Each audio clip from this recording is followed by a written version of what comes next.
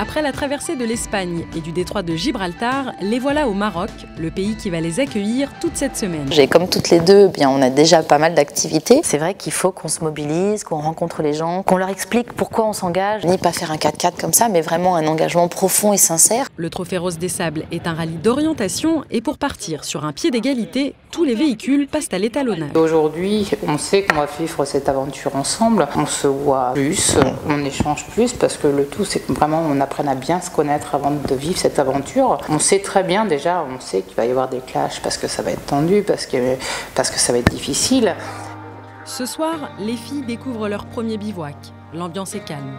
Elles iront se coucher tôt. Demain, c'est la première étape. Alors ça fonctionne bien, je pense que oui, parce qu'on est toutes les deux des femmes avec des forts tempéraments. Et ça c'est bien, parce qu'il n'y en a pas une qui efface l'autre. Cap 140, on va juste derrière la butte des dunes là, et on trace. Quand je suis arrivée sur le projet, Sandrine avait déjà beaucoup travaillé dessus. Je suis arrivée avec toute ma fraîcheur. Je suis arrivée comme un ouragan, j'ai dit on va faire ça, on va faire ça, on va faire ça. Et j'avais plein d'idées, j'en ai encore plein. Je suis une boîte à idées. Depuis sa création, le trophée s'est attaché à doter l'expérience sportive d'une démarche solidaire, un aspect souvent très important pour ces femmes. Matériel médical, du lait en poudre pour enfants, habits bébés, biberon aux couches. On a eu la chance d'être aidés par les Banettes qui nous ont suivis, le Crédit Mutuel, Cooking Steph aussi qui nous a donné un budget. Et on a fait dernièrement aussi un dîner alsacien où là encore on a récupéré 1000 €. Comme ça, 1000 € par 1000 € ou 500 €. On a des entreprises qui nous donnent aussi 500 €. On arrive à avancer. On parle beaucoup de dons en matériel, mais il y a aussi des filles qui parrainent des enfants. Oui, tout à fait. Cette année, on a 44 enfants qui ont été parrainés. 44 enfants qui vont être suivis jusqu'à la fin de leur scolarité. Donc là, aujourd'hui, elles ont l'occasion de pouvoir rencontrer leurs filles. C'est vraiment des rencontres hors du rallye, hors du temps, j'ai envie de dire, qui sont des moments forts que les Roses apprécient beaucoup et qui fait le charme de ce rallye aussi. On a collecté grâce à vous 2,5 tonnes. Donc un grand merci.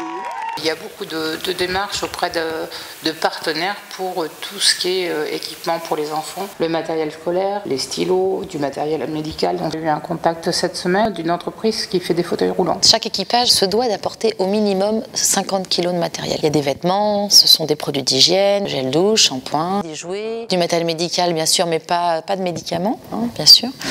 Ça peut être des stéthoscopes. Je veux que vous compreniez que c'est pas rien ce que vous avez fait. Si chacun faisait un peu, le monde se porterait beaucoup mieux. Et je crois que les Roses, elles l'ont bien compris. Vous nous l'avez démontré cette année encore.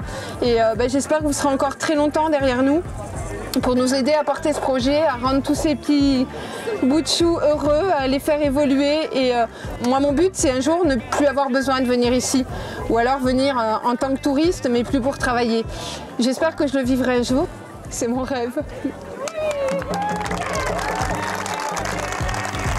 Mais c'est vrai qu'il faut diversifier les dons, des couches aussi, on a besoin de tout ce qui est pour les bébés. Du lait infantile, c'est important. Et puis une entreprise, donner du matériel, c'est plus facile que de donner de l'argent. Eh bien on sait que c'est difficile de sortir 500, 1000 €, même si derrière on pourra le déduire. On voudrait avoir bouclé le budget en mai-juin, ça serait bien qu'on soit tranquille. Oui. Lorsqu'ils auront vu ce film et entendu nos motivations, s'ils sont intéressés par l'idée, notre cause et pour nous soutenir, je les invite à nous contacter, soit par notre site internet picta-vienne.fr. Nous avons aussi une page Facebook, les Pictaviennes du désert, par laquelle ils peuvent nous contacter, ou bien notre mail lespicta86@gmail.com.